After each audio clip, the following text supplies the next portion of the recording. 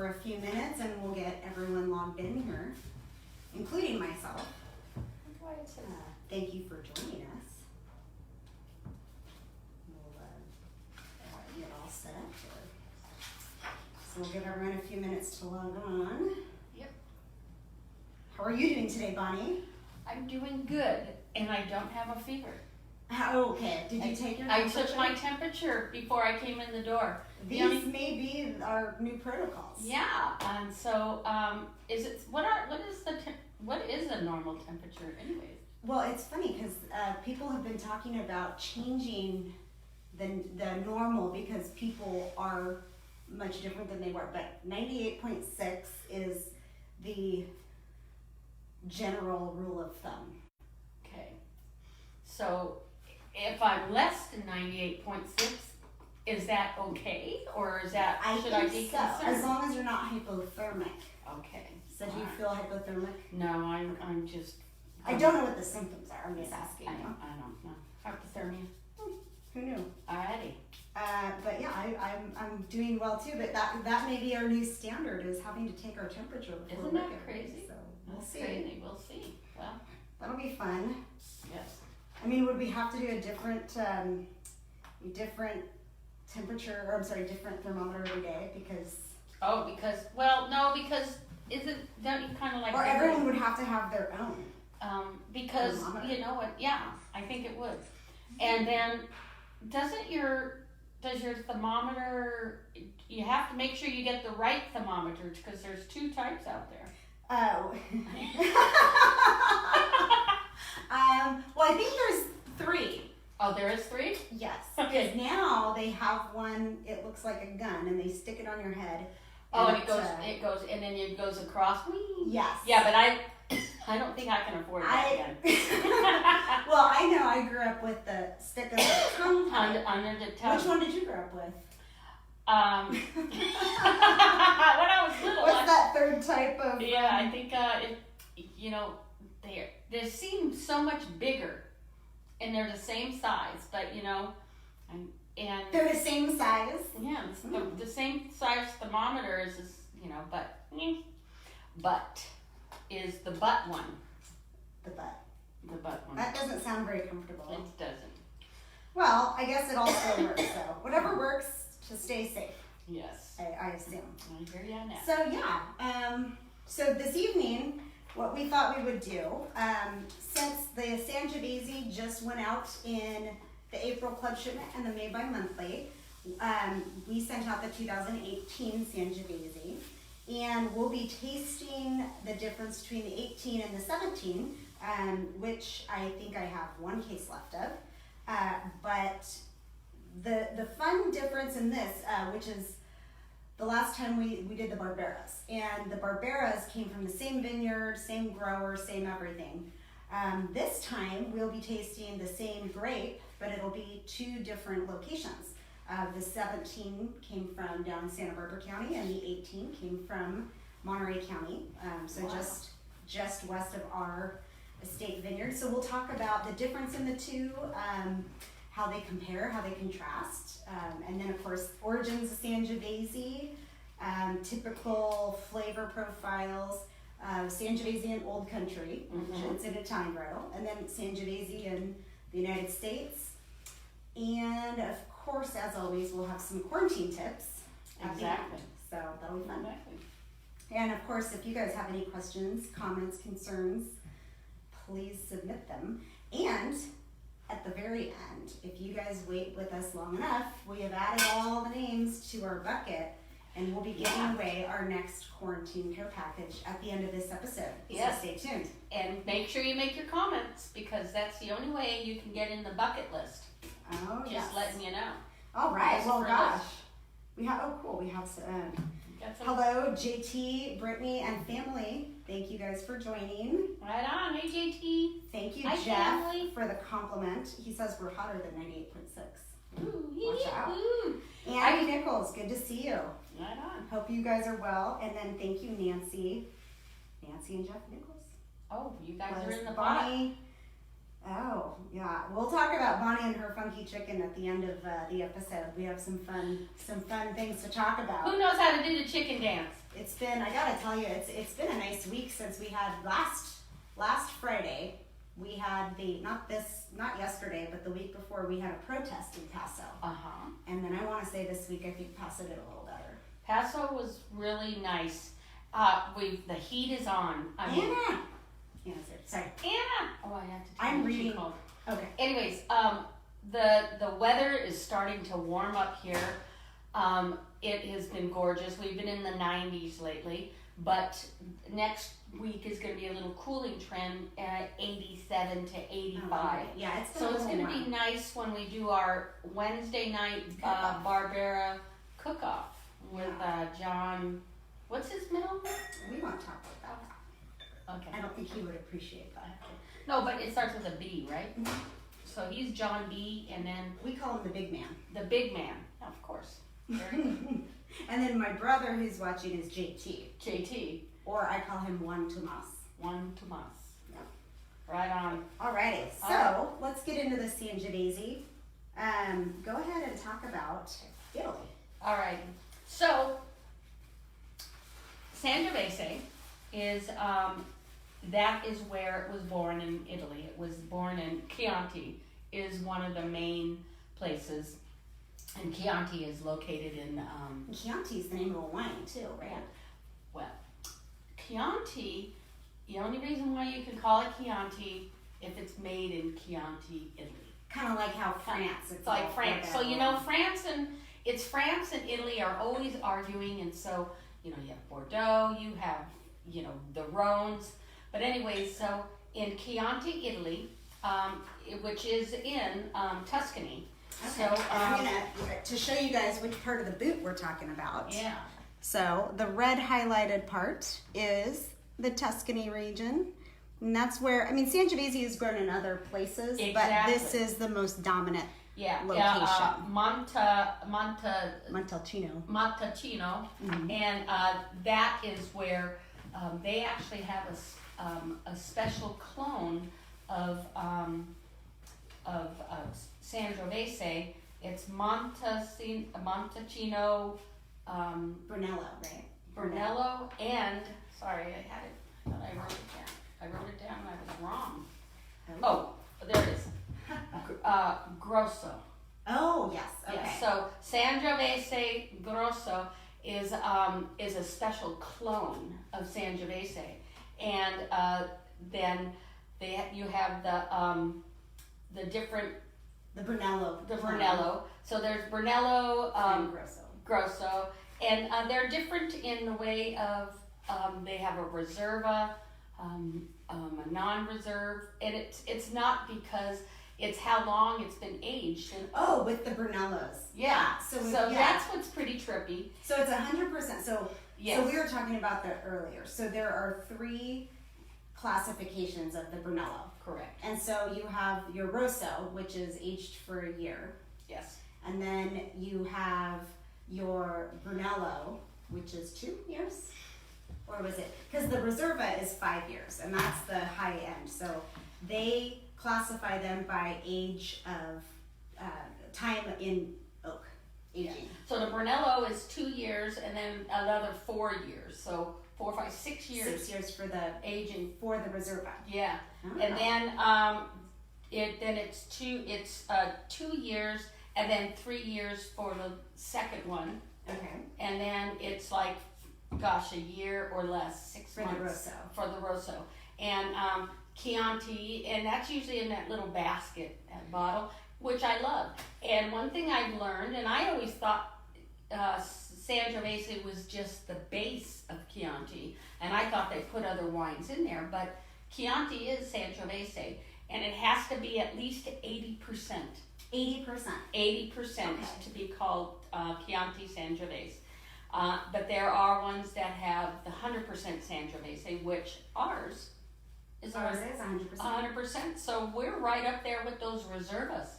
Just let you know. Well, I think we would have to age for another 4 years. Well, we're 2 years. We're California. We're so California. We do we things want. a little different. All right. Cool.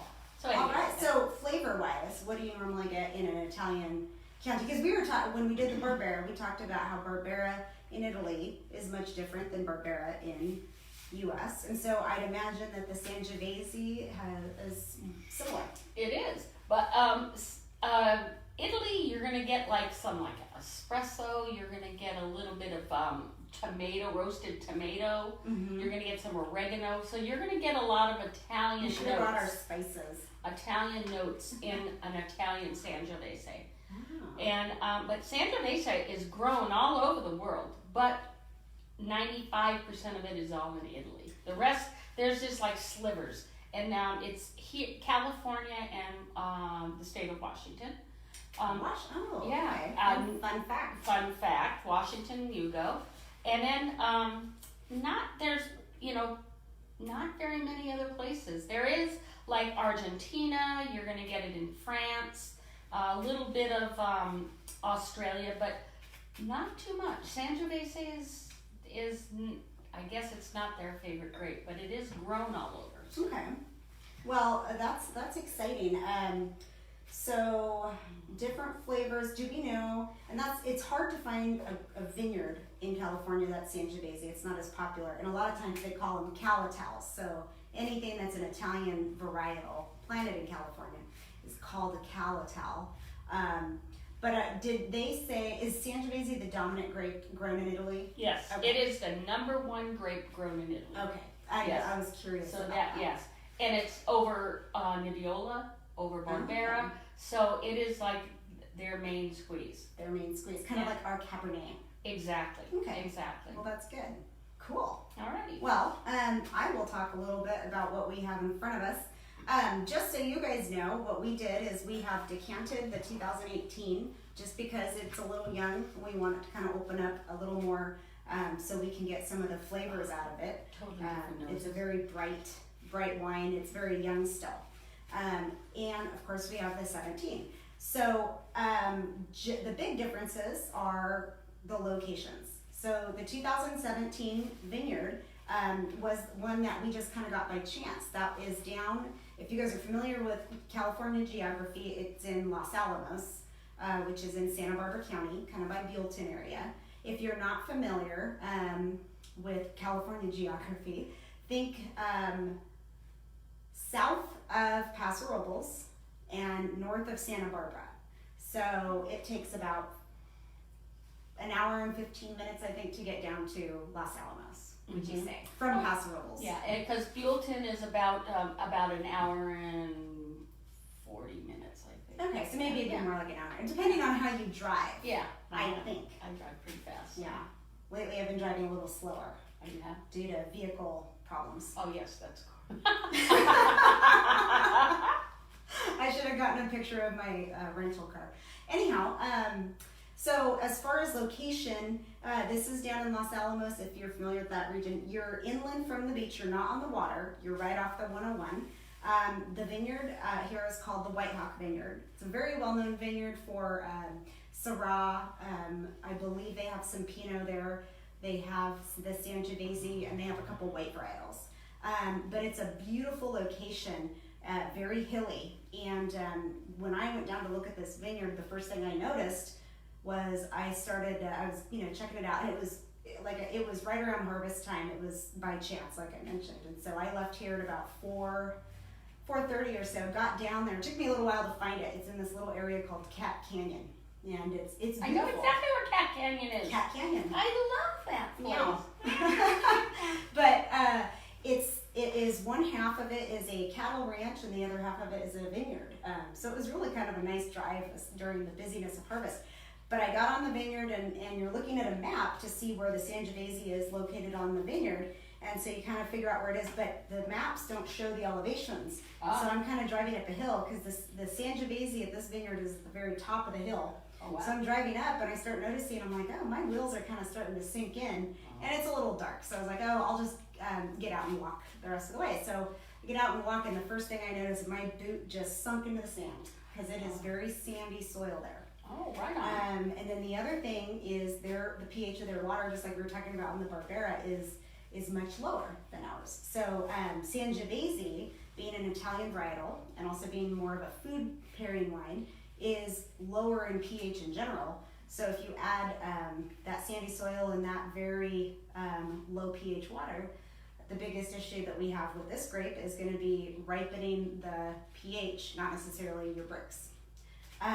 Probably a little cooler down there, Way a little more coastal influence, but gorgeous location. And for funsies, this is the Brunello clone of the Sangiovese. Yay! Brunello! And the other vineyard that we pulled from in 2018 is the Brunello clone. So we're dealing with the same clone planted in 2 different locations. Sweet honey of the rock star. Okay, so that's the 17 Sangiovese. Are you gonna try it? Oh, yeah, we can try it. We'll talk about the 18 in a little bit, but it came from Monterey County. So 17. This one was harvested in October, mid-October. A little higher in alcohol, but your pH is 3.4, where your other grapes, like a Syrah, is going to be 3.6, 3.7 typically. So this wine is always very, very low pH. So, color-wise, I'll look at the color. Not much difference, to be honest. I mean, they look pretty similar color-wise. Are you sure you poured 2 different ones? I did. Actually, I Just think gotta double that check. I think that looking at the 17, it's a little darker. Okay. You can kind of see a little bit more through the 18. Okay. Yes, you're right. It See? is. It has a little more. A little bit And the cuticle is a little the cu- more it's- transparent. It is. It's a bigger cuticle too. Oh, Robbie Rodriguez wants to know where to get these gloves. We'll put a pair in your next shipment. I'll write that down. Okay, so on the nose. So Sangiovese, this is why sometimes it's good to try this with a little food. So Sangiovese is a very high acid wine. So, oh yeah, let's cue the hand.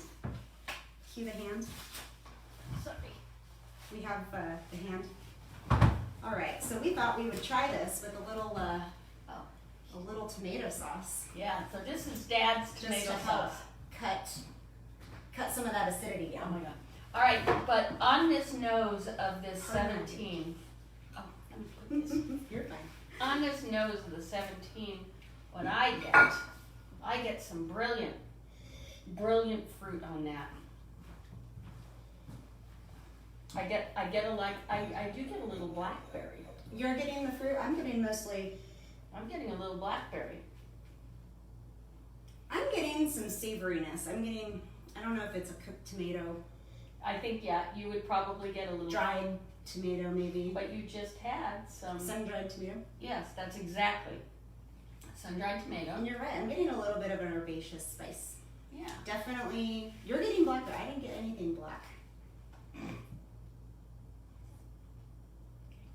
Maybe a little clove, a little hint of cinnamon or spicy clove or something. It's a warmer spice that I'm getting as well.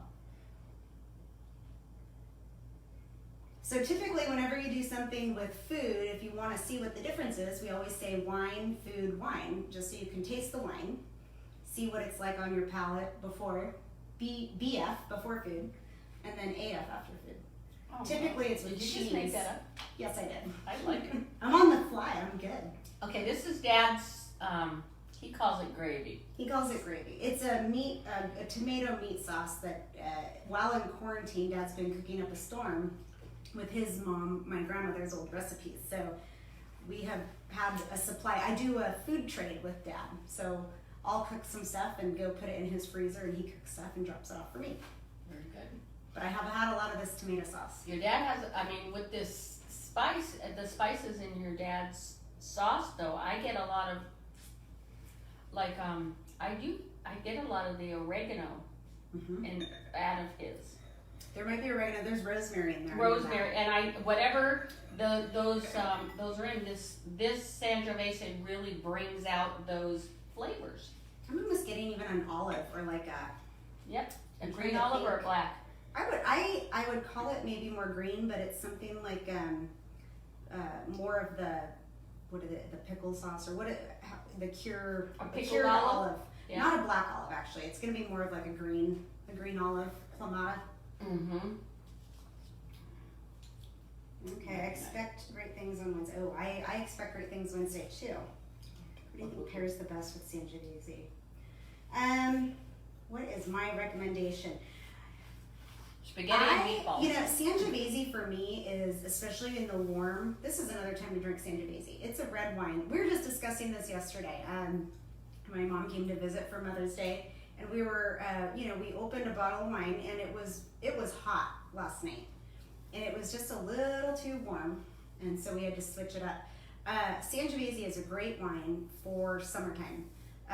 It is a red wine, and when you're warm months, you're outside, you're cooking, barbecuing quite a bit. And so to me, I love this because of its versatility. It's something that during the summer, if I'm having a hamburger or if I'm having a steak, I'll have the Sangiovese because I don't want something super heavy like a cab or something really big. But otherwise, I love this. I mean, just with what we're having now, I am a big snacker. I love snacks all the time. I love appetizers. So anything with tomato sauce, even some pizza, just like a margarita pizza. Exactly. To me is great. I like it with cheese. There's a lot of acidity that cuts through the cheese. Even just like the margarita salad, or what is it? The antipasta salad. Oh my God, where's my the salad with the tomatoes and the mozzarella and the basil? Caprese salads.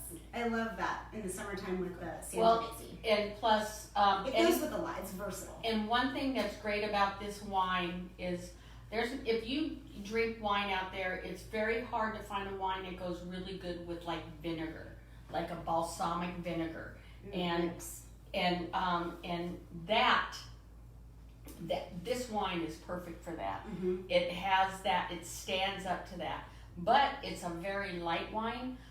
I would almost compare, I think Sangiovese is almost like a Pinot in a way, because it actually is a pain in the ass to grow. It's very finicky, just like a Pinot, is what I found out. Thin skin. You know what? Obviously, it grew up in Italy, because if it grew up in California, it'd have thick skin. Just let you know. That's true. We all have thick skin. Yeah, we have to have thick skin. Okay, John Smallwood is asking, and I'm going to defer this question to Bonnie just because she's the rib person. So he wants to know, they just opened a bottle of Sangiovese, and they're going to have it with some ribs. And I guess my biggest question, just because we have actually been talking a lot about ribs lately, what type of ribs? Yeah, pork baby back or pork ribs or beef ribs? Yes. And what type of barbecue sauce do you like on your ribs? If you're even doing barbecue. Some people do the dry rub on the ribs. The dry rub on the ribs is very good. You would want to have some good savory things with this. Like I personally, with the dry rub, I would have maybe a little smoked paprika with that. Ooh, okay, paprika. Okay, Good so call. but a little smoky, but not a lot. But in that rib rub, that goes really, because Sangiovese is just like a Barbera. I mean, they like that smoky, savory stuff. They like herbals, but you have not a curry.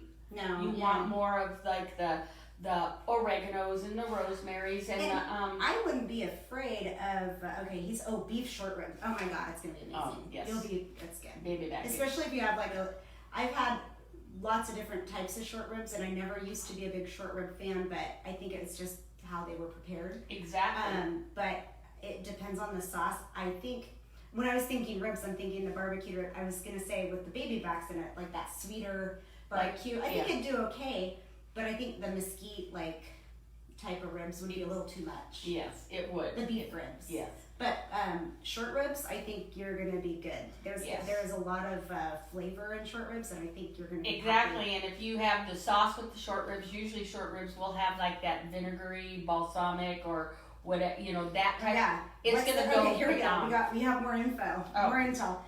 Slow cooked with barbecue sauce, slightly sweet and smoky flavor. I think it's gonna be great. You guys, you know what? Next Saturday we're doing a challenge. So we're doing our barbecue on Wednesday. So we want you to Zoom with us a week from today, and you doing that barbecue with those short ribs, bring it. We want to hear about it, and we're going to give out a prize for whoever.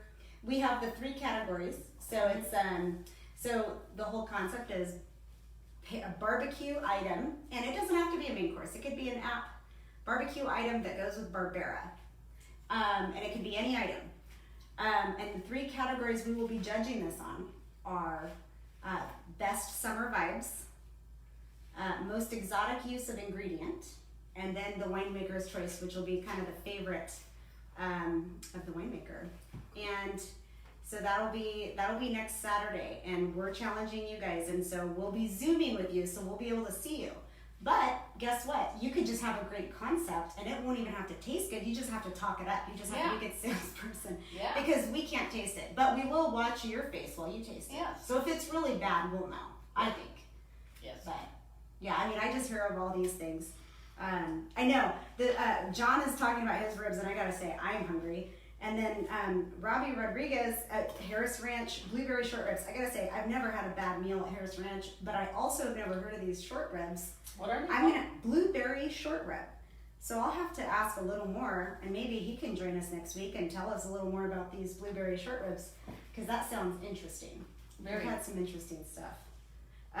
Okay, so let's talk about this 18. So 2018 Sangiovese. Yeah, keep those questions coming. This is good. And we're hungry, which makes it even better. So it's all about enjoying food and wine. So, so this is the 2018 that I'm tasting out of the decanter.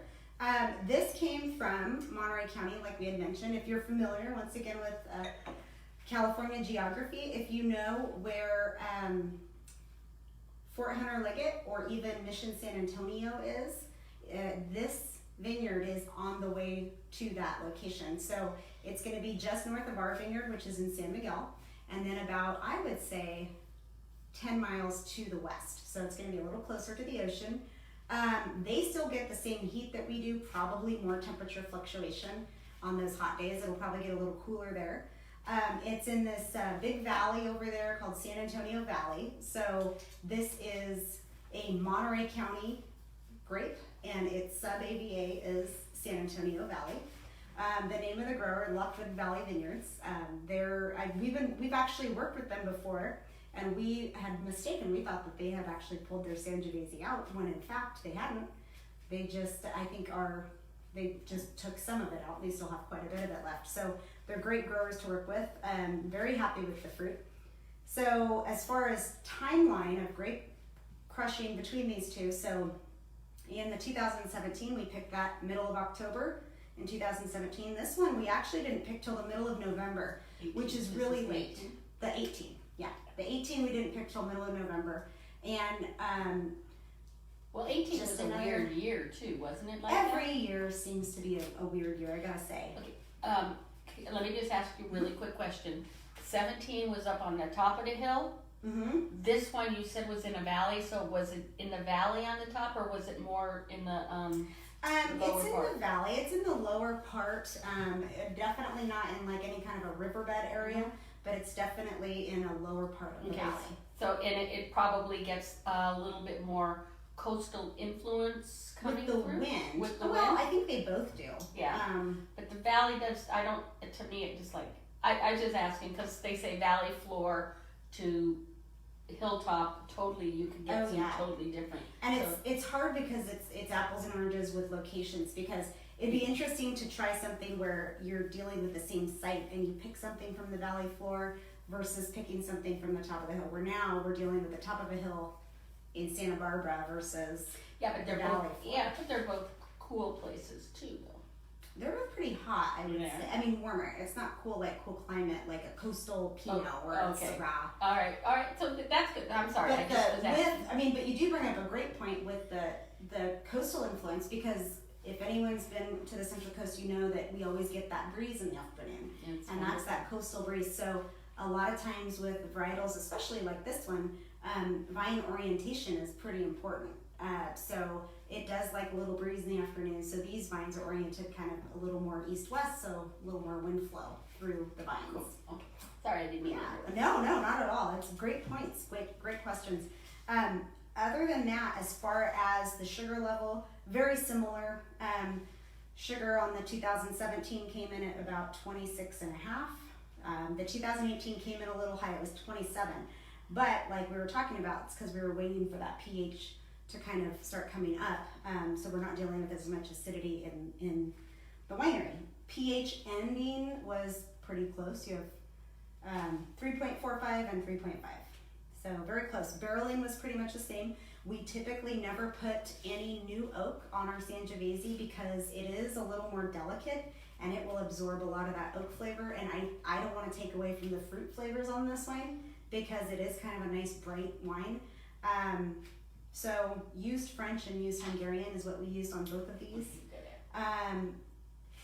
I will say I did kind of step out of my comfort zone in the 2019. So I do have one barrel.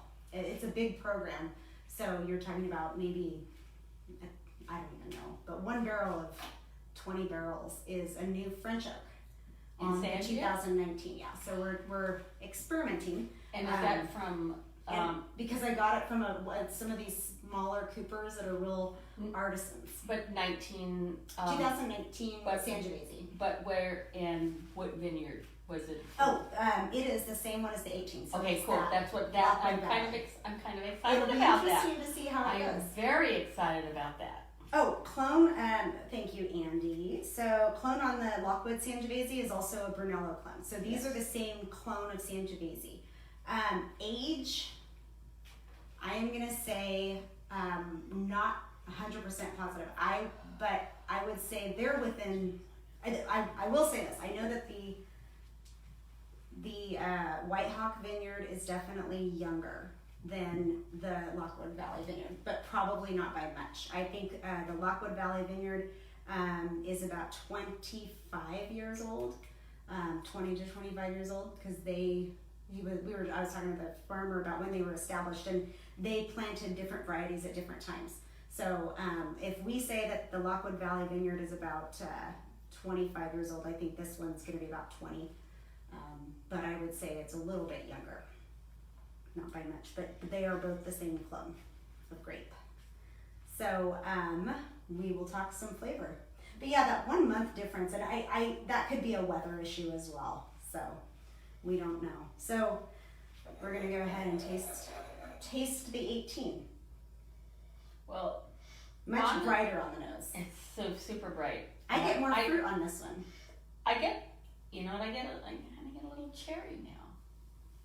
And that could be because it's different. This is where it comes into that vintage difference. Yeah, is it because it's younger, or is it because there's a little more cherry? And you know what I do? I have to tell you, I love the cherry taste. When you find a wine that you can get that nice little cherry, or I get the smell. I don't know how it tastes, but when you get that cherry, it's like, did you put cherries in your wine? No. Oh yeah, no, we steep them in there like tea. Yeah. Okay. We throw that stuff in there. I definitely get like a little bit of that olive characteristic on this too. So definitely a little similar, and it's that same kind of not vinegary. I can't think of the name, but it's like that green olive or Kalamata olive. I love that Kalamata olive. And I'm getting some of that spice again, like that green, like that oregano flavor. So there are some similarities, but you're right, the fruit, like where we got some darker vibes with the fruit on the 17, I'm getting brighter. I almost get like strawberry, but but like a dried strawberry. Yeah, not like a fresh strawberry. Okay, so. Oh yeah, now you gotta taste it with the sauce. Okay. Clone of Sangiovese. Okay, other questions? Now now I'm gonna go back to the short ribs. Briny, thank you. Brine, that's what I was thinking of. It's not pickled, it's a brine. So like when you're curing olives, right? Okay.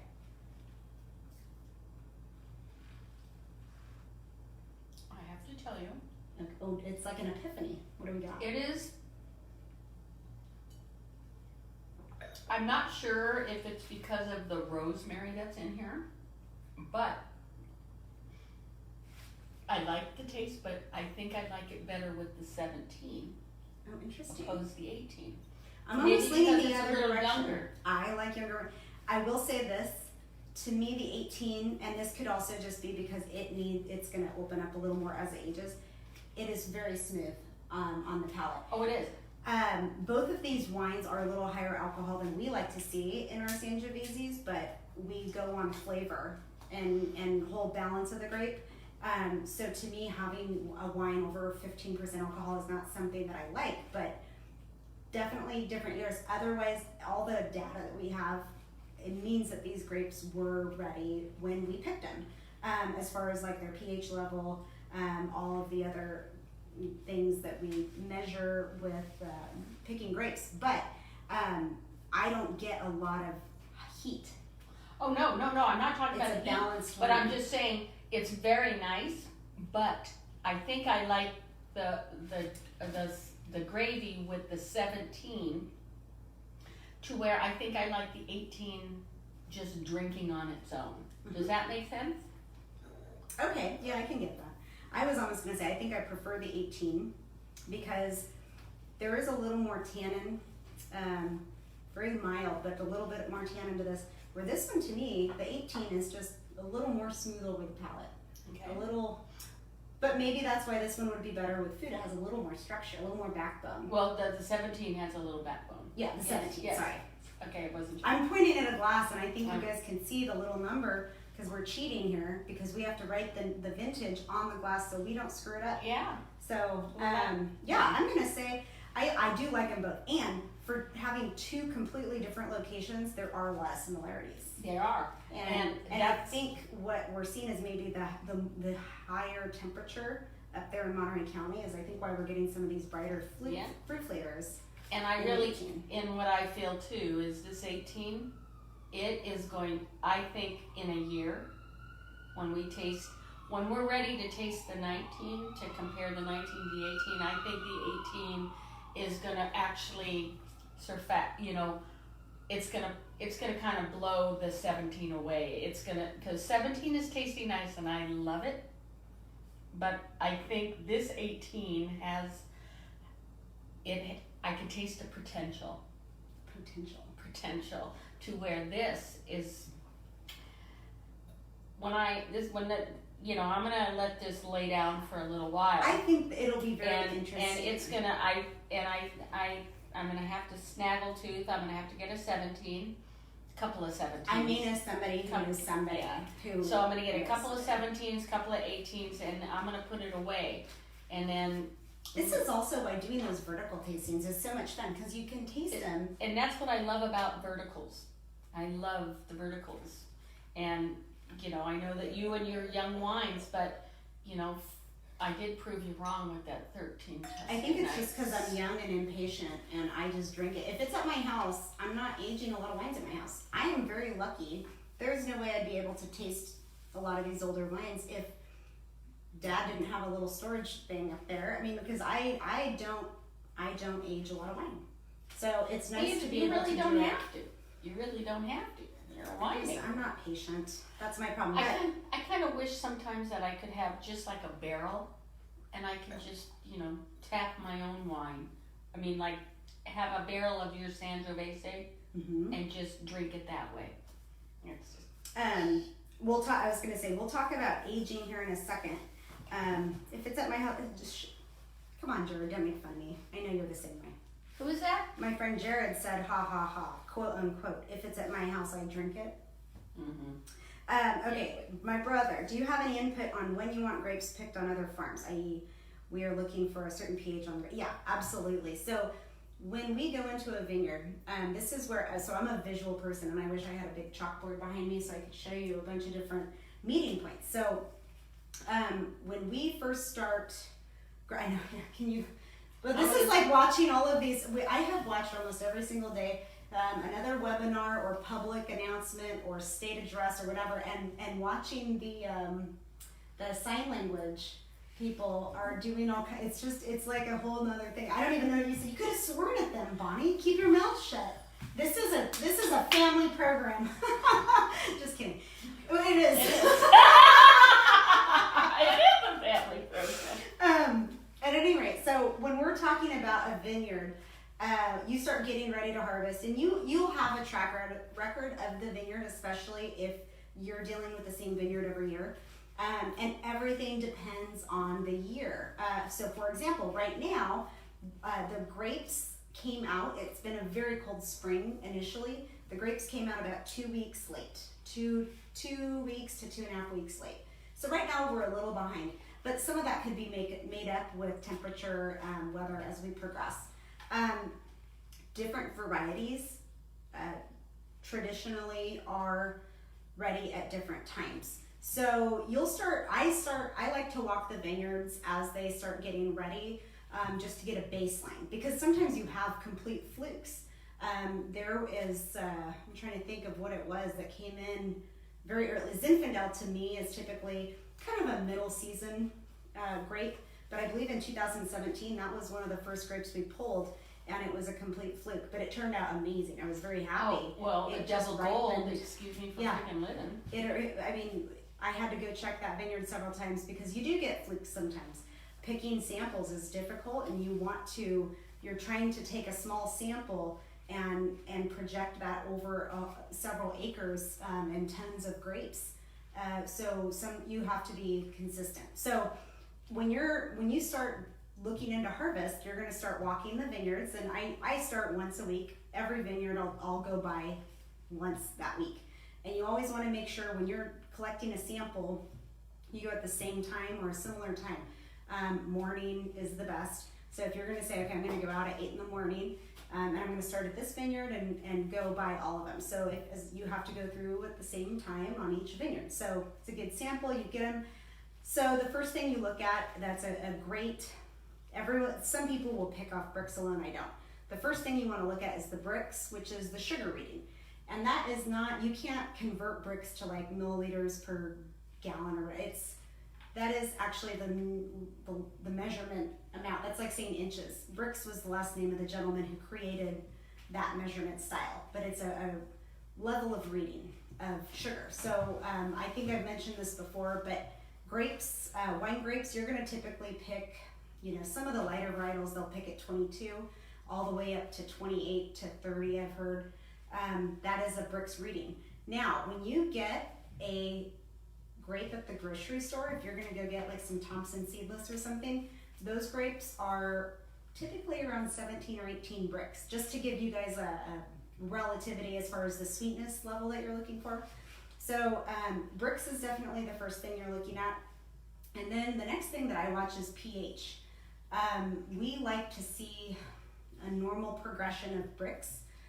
Your pHs are typically, just think about something ripening. If something is underripe, it's going to be real bitter, right?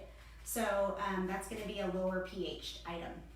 As it ripens, it's going to increase in its pH, but there is a level that we really try to reach,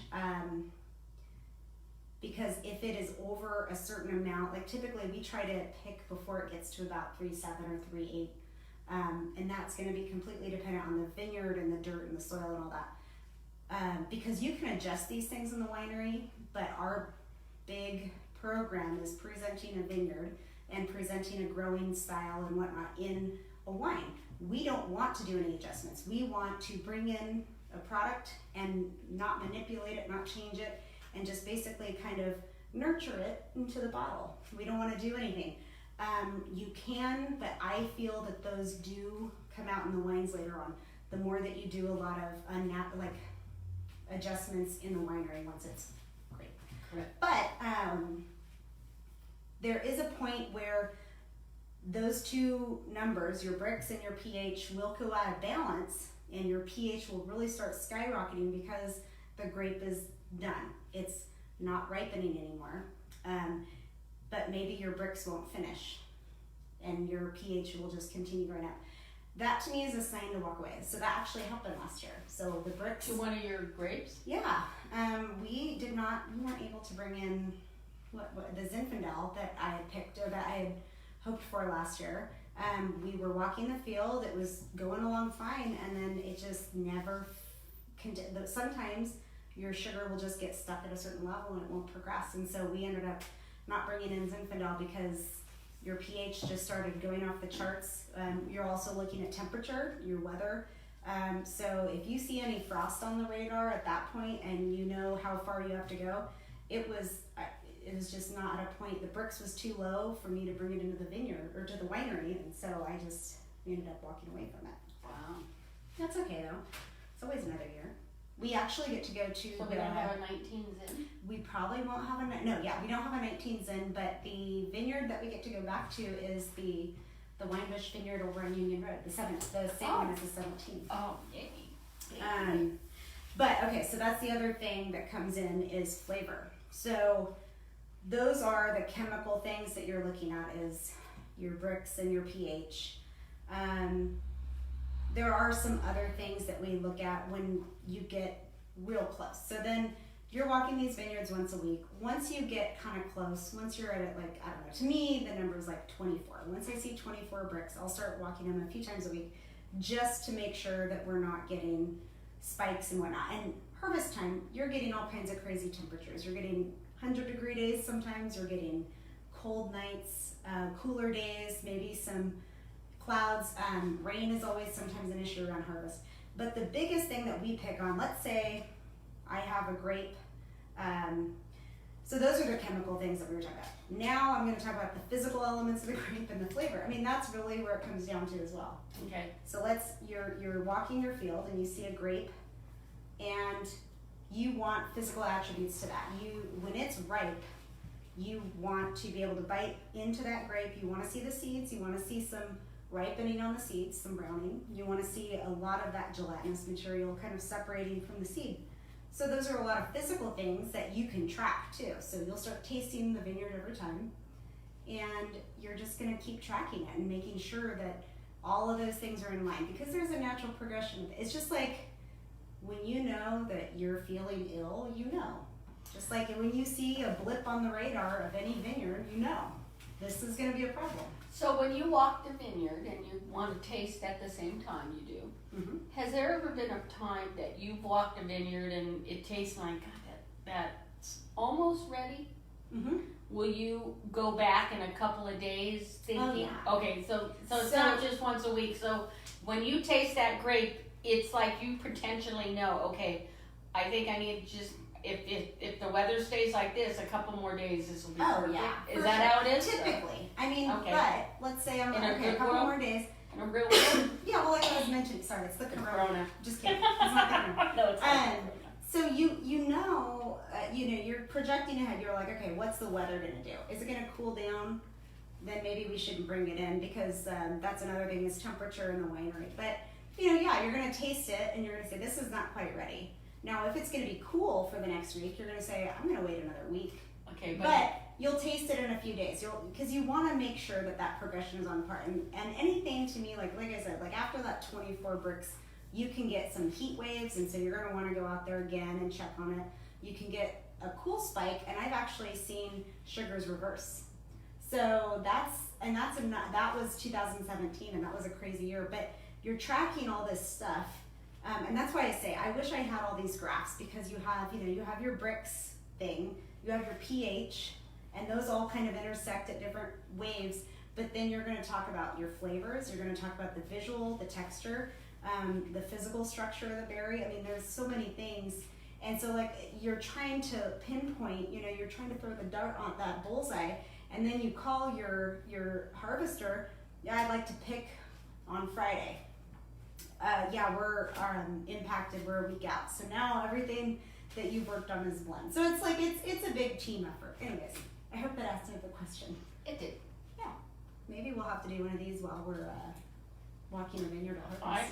Show what we're looking for. That would be wonderful. Yeah, tasting a grape, that's kind of something. When you're tasting grapes, I would say that's going to be one of those art meets science things where that's the art behind it. And this is also why you can have so many wineries. Every winemaker is looking for a different flavor. They're trying to show off a different style.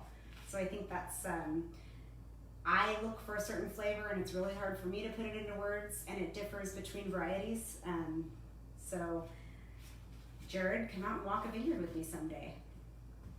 I'm gonna walk it. Yeah, it's a lot I'll of fun. walk a mile in your shoes. Yeah, absolutely. Or boots. I will say one of the fun things during harvest, because you have so much time alone by yourself walking vineyards, which is a lot of fun. I listen to a lot of podcasts. But what you find in the vineyards. Oh. Yeah, I found a lot of stuff. boots, single boots, a glove here. Oh, I have a picture. Dead cats. I have a picture of when I went. It's horrible. When I was going to school to become a California wine appellation specialist, and I went to a winery called Savannah Chanel. They're up in the Saratoga area. Wonderful, good with Pinot, but they have like 90-year-old vines for Zin, and so they don't have very much Zin coming in, but they do make it. And so when I was there and we were walking through the vineyards, I guess one of the vineyard hands found a dead deer and ripped the little leg off, and then stuck the little leg in the vine, and it was the cutest thing. I have to tell you, I took a picture of the little leg, the little hoof, and everything that was right there. So I'll have to find it. Oh yeah, we'll post it. And I'll post the hoof. Oh yeah. I'm trying to think of some of the other, like I remember walking another one, and you know, you're looking, and you kind of you're looking at the vineyard, you're checking this, you're getting your sample randomly, and then I ran into a giant cactus in the middle of the vineyard. Yeah, I'm like, that's been growing for a long time. Wow. Well, you hope you didn't get pricked. The random wildlife is always fun too. Yes, I love it. They're cute. That little deer leg. Okay. All right. Oh, okay. Let's see. Oh gosh, let me see. Perfect. How are we doing? Okay.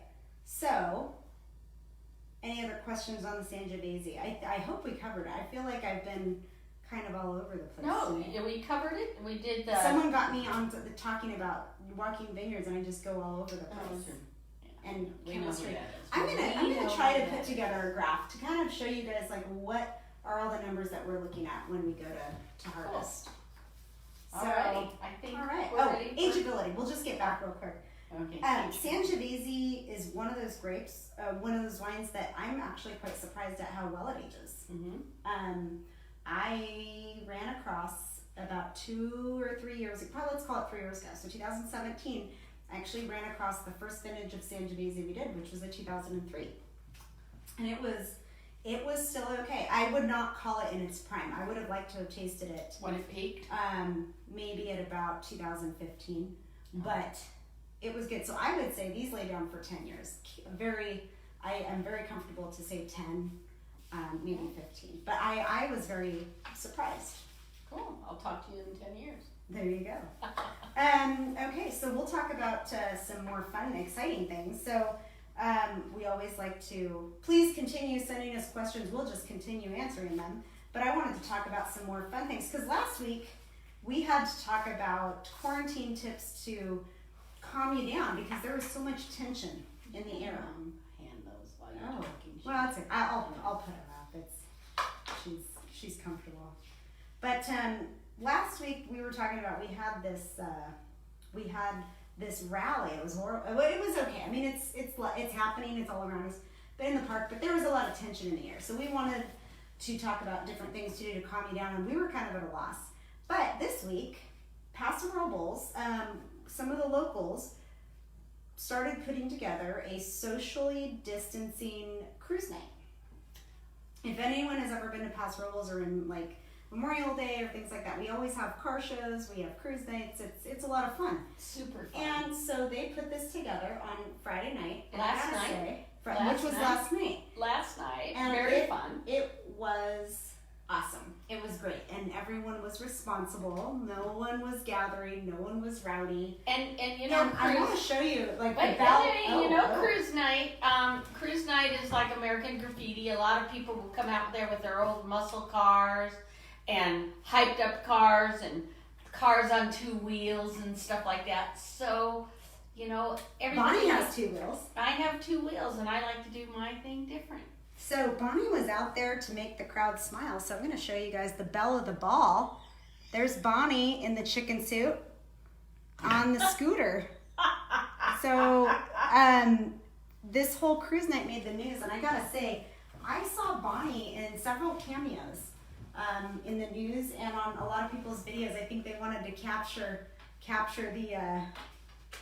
the chicken. I mean, I thought it was funny. Everybody. And you know, it's funny is because I'm driving around in my chicken outfit, or actually that's Caitlin's chicken outfit. Well, it's okay. I'm driving around with it, and all these beautiful old vehicles, old cars, so decked out nicely with their and like and my little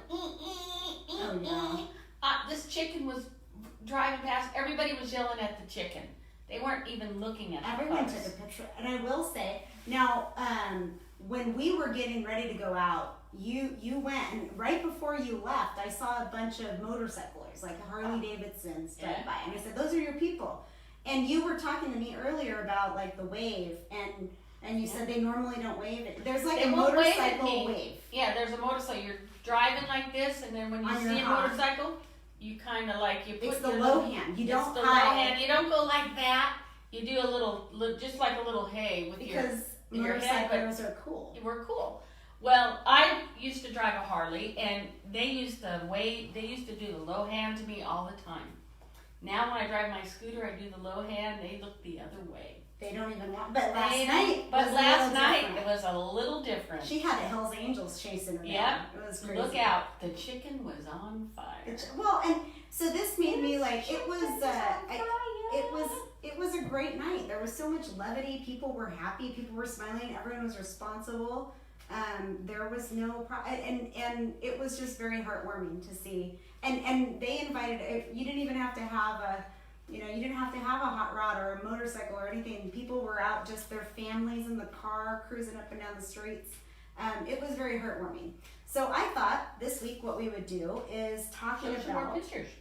Oh, I'm going to. Oh, of the we'll put a link up to the Paso Cruise Night because that was a great event.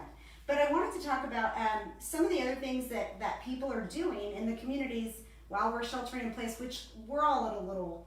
Obviously, I'm a little jumpy if you haven't been able to tell, but people are doing all kinds of cool things, and I really want to say when I first started hearing back in, I think it was, I'm going to use St. Patrick's Day as the reference, that we got the shutdown. One of the first articles that I read that kind of inspired me to be like, oh, hey man, we're all okay. We're living. We're going to continue living, and we're going to make the best of the situation. Because as you guys all know, I think Italy was hit the hardest. So I just want to show you, this was when Italy was hit the hardest. This touched me so much that people were out on their balconies singing and playing music. So you have people playing their accordions and then this gentleman's on the guitar, and I believe they were doing now some people don't have instruments, and this lady was one of my favorites. She has 2 pot covers, two lids to her pots, and she's going to join in too. But it just made me realize, we are social beings and we have to continue. So I compiled a little list of things that I've heard of that I thought were great. Number one, I think everyone's heard about the birthday drive-bys, right? I think that's a great thing. You go drive. There was one in my neighborhood last week. Makes people feel special. Did they get any presents? You know what? Maybe, but they probably were non-breakables because I think they have to throw them from the car door. Oh, okay. So definitely no wine unless you gently place it on the side. Okay, that's what I was asking you. The other things that I've noticed a lot, like I just was reading today, Yellowstone is going to be doing a virtual tour. So I think that's kind of fun. Yellowstone National Park, you can log on and I love Yellowstone. Do a little virtual tour. It'd be fun. Libraries, local libraries are doing Facebook story time for kids. Very nice. So librarians or volunteers are going in and reading, dressing up. You could do chicken. There's a lot of chicken stories. Maybe you should volunteer at the library. Who knows how to do the chicken dance? Oh yeah. Google Hangouts, obviously, friends getting together. The Netflix watch parties are great. Mm-hmm. I'm trying to think. So then, one of the most creative ones that I thought of, though, or that I found while I was looking at this, was. So this is Amsterdam. I'm going to show you guys a picture. So in Amsterdam, people want to go out and socialize and have dinner. So they have built little miniature greenhouses, and they're allowing restaurants to. That could be your next wine tasting experience. Dining out. Look at you. Get your own little individual greenhouse. That looks fun. But it's just, in the middle of summer, you watch it grow. No, I think around here it wouldn't be a greenhouse so much as something else. But At any rate, I just wanted That's to pretty give awesome. some good ideas about, Very awesome. you know, we're still alive, we're still a community, and people are still trying to be supportive and happy while we're doing our sheltering in place. So if you guys have any good ideas, send them our way. I'll post them on the Facebook. It'd be fun. But those were some of the most creative I had. Are we ready? Yeah, we're ready. Let's see who our winner Hopefully is. people are still here. All right. All right, we've got a lot of little names in here. Any other questions, please shoot them now. Okay, we ready? Okay. Oh, my gloves are very sticky. Let's see who I get. Lee Fuldesi. Lee! Lee, you will be getting a bottle of the 17 and a bottle of the 18 Sangiovese. Yay! We will be reaching Oh, out wait, to you. Lee, but there's more. Oh, there's You're gonna get a toilet roll paper. of two-ply. Two-ply. Toilet paper. And And 2 bottles of wine coming your way. right on. Thank you for Lee. participating. Woo! Absolutely. Woo, woo. If you guys have any other Woo, questions, woo. definitely send them our way. We'll And see you on Wednesday. don't worry. You're right, Jared. You want that. We'll see you Wednesday. Definitely join us. Bonnie Barbecue cook-off with my Barbecue. Barbera with this gentleman here. with our little man of the hour. So, any other questions, definitely let us know. Join us on Wednesday and definitely start working on your Barbera recipes. Yes, So, because that's the biggie. That's the big prize. that's the big money. The big Right money on. will be Big next money, big Saturday. money. So, cheers. Oh, wait. Oh. Wait, there's Oh, more. Bonnie, but this is a sign of me talking way too much. All right. Okay, we have an update on the ribs. Oh, 2018 Sangiovese was an amazing pairing. bellissimo! Cheers. Cheers, air cheers. Someday soon, we'll be able to Someday. really be in Aloha. with you guys. So thank you so much Mahalo. for joining. Thank you for sharing your lives and your recipes and your food with us. We're going to go try to find something to eat now. All right. Thank you. Thank you We'll for see you next time. Thank you for having me.